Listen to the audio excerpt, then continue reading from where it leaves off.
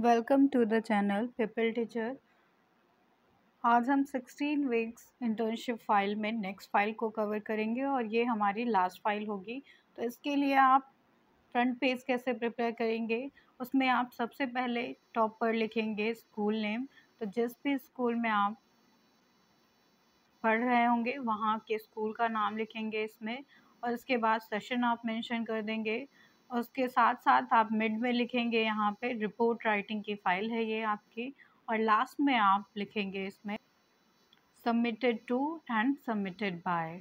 तो कैसे आपने सबमिट किया है इसको, कि कहाँ पे सबमिट किया है वो आप मेंशन कर देंगे यहाँ पे, और उसके साथ ही सबमिटेड बाय में अपना नाम लिख देंगे। अब स्टार्ट करते हैं इस फाइल को। रिपोर्ट राइटिंग फाइल में आपकी मेन हेडिंग आ जाती है। फर्स्ट मेन हेडिंग है ये प्रीफेस। तो आप इसमें प्रस्तावना बताएंगे। तो प्रस्तावना में आप लिखेंगे, प्रीफेस में आप लिखना स्टार्ट करेंगे, my experience was pleasant and successful fulfilling the possible objectives under the teaching training program। तो इंटर्नशिप के दौरान मेरे जितने भी ऑब्जेक्टिव्स थे वो प्लीजेंट और सक्सेसफुली रहे। और उसके साथ ही we got this opportunity during the 16 weeks of teaching internship programme by our college. तो यहाँ पे आप अपने कॉलेज का नाम मेंशन कर देंगे, जो भी आपके कॉलेज का नाम होगा वो यहाँ पे आप लिख देंगे। तो ये अपॉर्चुनिटी आपको, टीचिंग इंटर्नशिप प्रोग्राम की अपॉर्चुनिटी आपको आपके कॉलेज के दौरान प्राप्त हुई। इंटर्नशिप की अपॉर्चुनिटी जो है, द नेक्स्ट पैरा में आप बताएंगे कि under this programme I got an opportunity to teach in internship. तो इंटर्नशिप स्कूल का नाम बता देंगे, जिस स्कूल में आप इंटर्नशिप के लिए गए होंगे।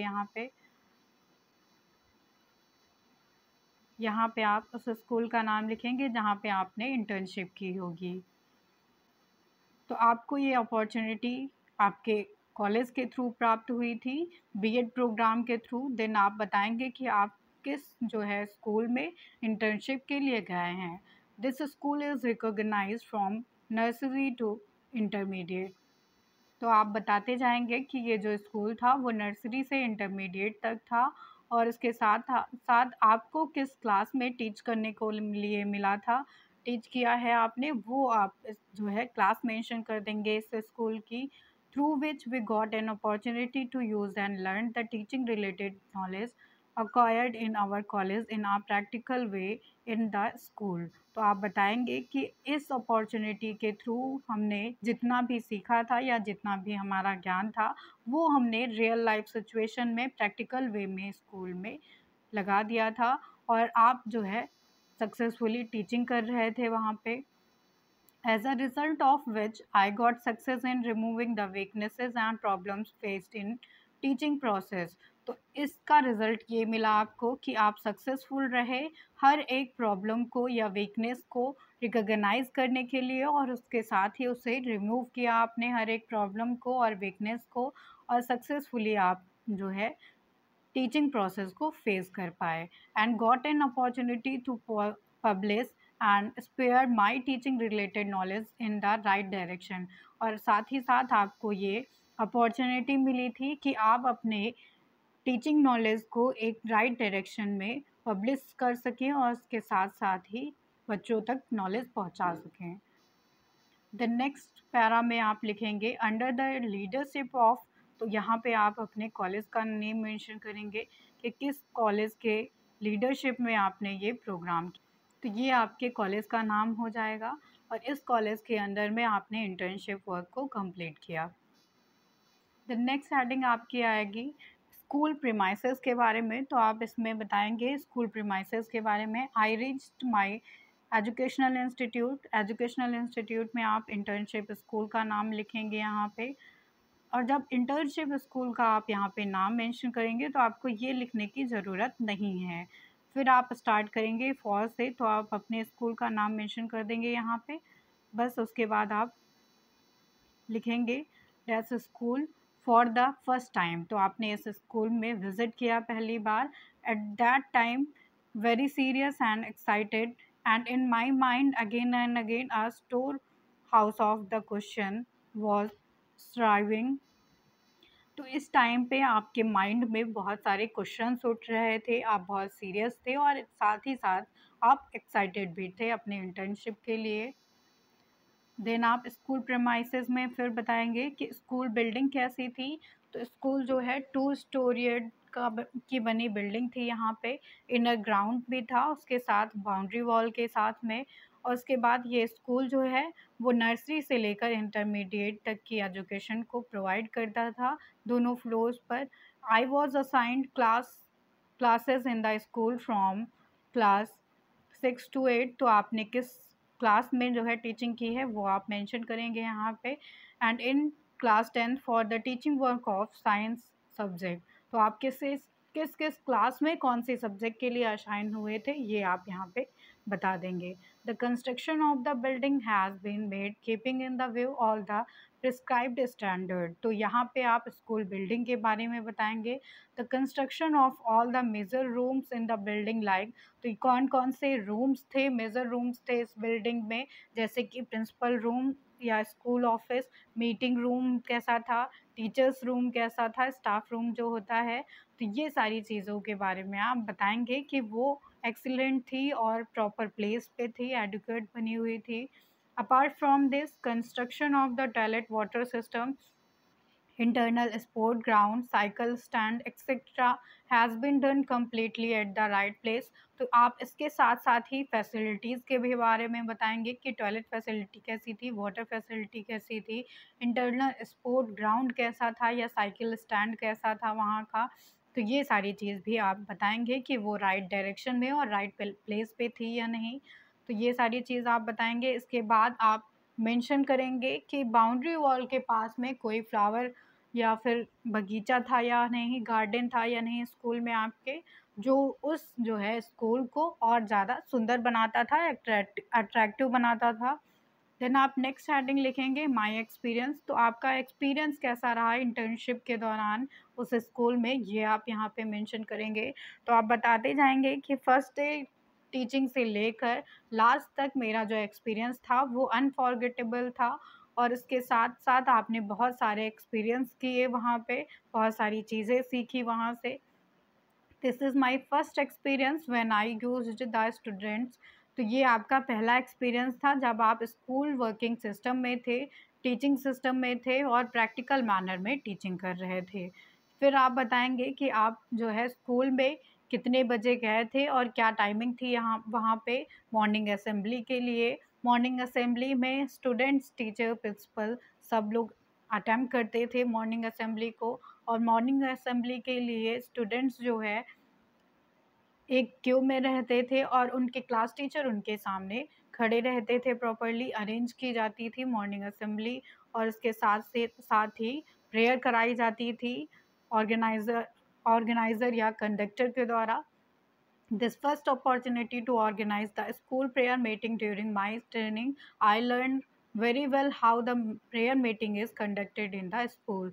तो जब आपको ये अपॉर्चुनिटी दी गई कि आप ऑर्गेनाइज कराएं मॉर्निंग असेंबली को, तो आपने बहुत सारी चीज़ों को सीखा मॉर्निंग मीटिंग के थ्रू कि कैसे कंडक्ट कराना होता है मॉर्निंग असेंबली को एक स्कूल में। देन आप नेक्स्ट हेडिंग में बताएंगे क्लासरूम टीचिंग एक्सपीरियंसेस के बारे में। तो क्लासरूम टीचिंग जब आप टीच कर रहे थे तो उस टाइम आपको क्या क्या अनुभव हुए, क्या क्या एक्सपीरियंसेस आपने लर्न किए। तो फर्स्ट ऑफ ऑल आप बताएंगे आई वॉज़ वेरी नर्वस। पहले आप बहुत ज़्यादा नर्वस थे। Was trying to motivate myself, आप लगातार कोशिश कर रहे थे खुद को मोटिवेट करने के लिए। That I I said that I can make good practical use of enough knowledge. तो आप ये सोच रहे थे कि आपके पास जो भी नॉलेज है वो आप उसमें प्रैक्टिकल वे में पहुंचा सकते हैं बहुत अच्छे से स्टूडेंट्स के सामने। And that I have acquired for teaching. इसके बाद आप बताएंगे when I first got the responsibility of teaching science. तो आपको जो भी सब्जेक्ट मिला होगा टीचिंग के लिए, तो वो उस सब्जेक्ट की जब आपको रिस्पॉन्सिबिलिटी मिली और जिस क्लास में मिली, then my cycle was arranged according to the time table of the school. तो आपको जो है उस पीरियड में लगा दिया गया था टाइम टेबल में उस स्कूल के। entered the class on first time, the student welcomed me politely तो जब आपने फर्स्ट टाइम एंटर किया इस क्लासरूम में तो आपका वेलकम किया स्टूडेंट्स ने politely. After this I record everyone attendance in the attendance register. तो इसके बाद आपने हर एक बच्चे की अटेंडेंस को रिकॉर्ड किया अटेंडेंस रजिस्टर में। देन आपने फर्स्टली अपने आप को इंट्रोड्यूस कराया स्टूडेंट से, उसके बाद आपने स्टूडेंट्स का इंट्रोडक्शन लिया और उसके साथ साथ ही आपने उनसे कुछ क्वेश्चंस किए ताकि आप जो है जिस सब्जेक्ट को पढ़ाने जा रहे हैं उस सब्जेक्ट के बारे में स्टूडेंट्स का इंटरेस्ट जान सके, एक आइडिया आपको मिल सके कि कितनी नॉलेज वो एक्वायर करते हैं पहले से ही। I have also appointed as the class teacher of class 6। तो आप किसी भी क्लास के क्लास टीचर बनाए गए होंगे वो आप यहाँ पे मेंशन करेंगे। So it become easier to know the nature and ability of the student in the class। तो इससे आपको इजी हो गया था कि आप स्टूडेंट्स के नेचर को और उनकी एबिलिटीज़ को अंडरस्टैंड कर सकें। देन आपकी नेक्स्ट हेडिंग इसमें आ जाती है कंडक्ट ऑफ को करिकुलर एक्टिविटीज़। तो आपको को करिकुलर एक्टिविटीज़ कंडक्ट कराने के लिए भी रिस्पॉन्सिबिलिटी दी गई थी। Along with the teaching of subject in the classroom teaching, it is also necessary that attention should be paid to all around development of students। तो ये आपका मानना था कि स्टूडेंट्स को सब्जेक्ट के सिवाय कुछ ऐसे नेसेसरी वर्क्स भी कराए जाने चाहिए जो उनका ऑल राउंड डेवलपमेंट कर सके, होल सोल डेवलपमेंट हो सके स्टूडेंट्स का। इसके साथ साथ ही आप बताएंगे children take rest after completing school education. तो स्टूडेंट्स जो है स्कूल एजुकेशन को कंप्लीट करने के बाद में रेस्ट लेते थे। इसमें ऑर्गेनाइज कराया जाता था क्लब्स को, सोसाइटीज़ को और स्पोर्ट्स को इंटरटेनमेंट के लिए स्टूडेंट्स के। The load is on the school and through other activities student develop their versatility. These activities are in addition to the curriculum, so they are called co-curricular activities। तो ये सारी जो activities रहती थी वो स्टूडेंट्स के whole soul development के लिए होती थी ताकि उनका ऑल राउंड डेवलपमेंट किया जा सके। और ये जो एक्टिविटीज़ रहती थी वो करिकुलम में एज आ एडिशनल वर्क करती थी, इसलिए इनको को करिकुलर एक्टिविटीज़ भी कहा जाता है। देन आपकी इसमें नेक्स्ट हेडिंग आ जाती है relationship between principal and teacher. तो आप इसमें बताएंगे कि प्रिंसिपल और टीचर्स के बीच में क्या रिलेशन था वहाँ पे। तो principal as a focal point work करता है एक स्कूल में, और उसके साथ साथ ही teacher and all the human elements of the school carry out the task and all the activities smoothly under his leadership।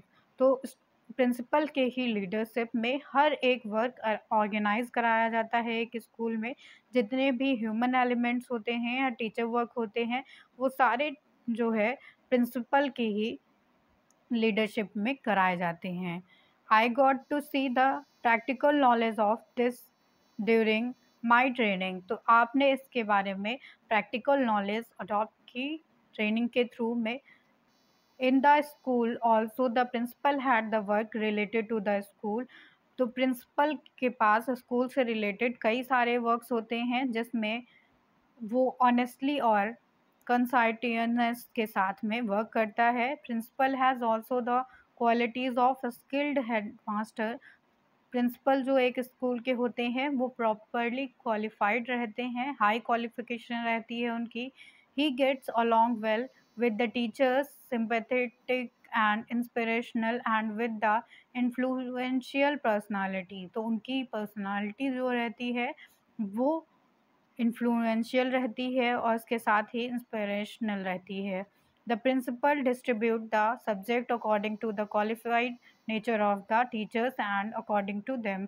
तो प्रिंसिपल असाइन करते हैं हर एक टीचर को कि उन्हें उनके क्वालिफिकेशन के अकॉर्डिंग कौन सा सब्जेक्ट किस क्लास में पढ़ाना है।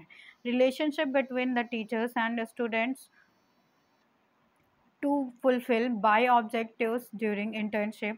I got the experience of knowing the relationship between the students and teacher through teaching। तो इसमें आपको इंटर्नशिप के दौरान ही पता चला कि एक स्टूडेंट और टीचर में कैसा रिलेशनशिप होता है। टीचर्स और always trying to get good academic result of the school. तो टीचर हमेशा ये ट्राई करते हैं कि उनका जो है उनके स्कूल का अच्छा एकेडमिक रिजल्ट आए by educating the student well, ताकि ऐसा करने के लिए वो स्टूडेंट्स को प्रॉपरली एजुकेट करते हैं अच्छी तरह से। Teachers are always ready for the development of the student. तो टीचर्स जो हैं वो हमेशा तैयार रहते हैं कि वो स्टूडेंट्स का डेवलपमेंट कर सके। The teacher has sense of belonging with the student. तो टीचर्स का एक बिलोंगनेस होता है स्टूडेंट के साथ में। I have had the pleasant experience while teaching. तो इसमें आपका सुखद एक्सपीरियंस रहा है। इसके बाद आपकी नेक्स्ट हेडिंग आ जाती है experience of other school practices. तो क्या क्या अदर स्कूल प्रैक्टिसेस थी, उसके बारे में आपका क्या एक्सपीरियंस है वो आप यहाँ पे बताएंगे। In the school a neat test is taking for the evaluation of student. तो स्कूल में कुछ ऐसे टेस्ट कराए जाते थे जिससे कि स्टूडेंट का इवैल्यूएशन कराया जाता था, so that the knowledge of their progress can be developed. तो इससे जो है स्टूडेंट्स की नॉलेज को ट्रैक किया जाता था। This school has a holiday on the last day of every month. तो इस स्कूल में हर मंथ के लास्ट डे पे हॉलीडे रहती थी, छुट्टी रहती थी। पेरेंट्स टीचर मीटिंग के दौरान स्कूल जो है पेरेंट्स टीचर मीटिंग को स्कूल टाइमली जो है कंडक्ट कराता था। इसके बाद नेक्स्ट हेडिंग आ जाती है इसमें स्कूल मैनेजमेंट एक्सपीरियंसेस की। तो स्कूल मैनेजमेंट से जुड़ा आपका क्या एक्सपीरियंस रहा है वो यहाँ पे आप बताएंगे। While fulfilling the objectives during the teaching training. तो इंटर्नशिप के दौरान जब आप अपने ऑब्जेक्टिव्स को फुलफिल कर रहे थे, the school management and the teacher got the school experience through the students. The teacher got the cooperation of all. तो इसमें जो है टीचर ने ये देखा कि उससे जो है हर एक के कोऑपरेशन की ज़रूरत होती है, चाहे वो टीचर हो या स्कूल मैनेजमेंट हो।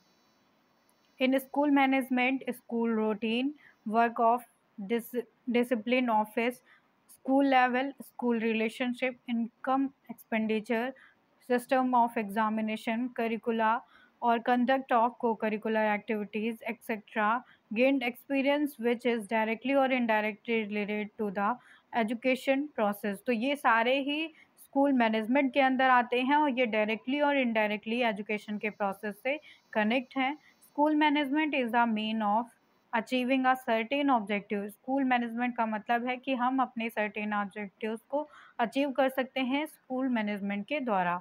And in today's democratic era, changing the behavior of students and having civilization has become the main task of the school management। तो आज के टाइम पे स्टूडेंट्स के बिहेवियर को चेंज करना, उनको सिविलाइज करना ही सबसे मेन टास्क होता है।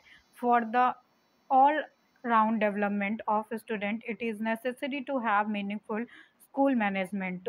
तो स्टूडेंट्स के ऑल राउंड डेवलपमेंट के लिए ये ज़रूरी है कि जो है उन्हें मीनिंगफुल स्कूल मैनेजमेंट जो है बताया जाए, या जो है उनके स्कूल में मीनिंगफुल स्कूल मैनेजमेंट होना चाहिए। इसके बाद नेक्स्ट हेडिंग आ जाती है school discipline experiences.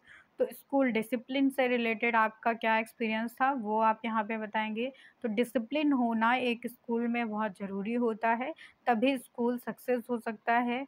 A person who is trained in such a way that he considered himself as the responsible person. तो जो भी पर्सन प्रॉपर डिसिप्लिन में रहता है वो अपने आप को रिस्पॉन्सिबल पर्सन कह सकता है, और वही सारी चीज़ों को इम्प्लीमेंट करता है सारे वर्क को, और उसी पर्सन को डिसिप्लिन पर्सन कहा जाता है।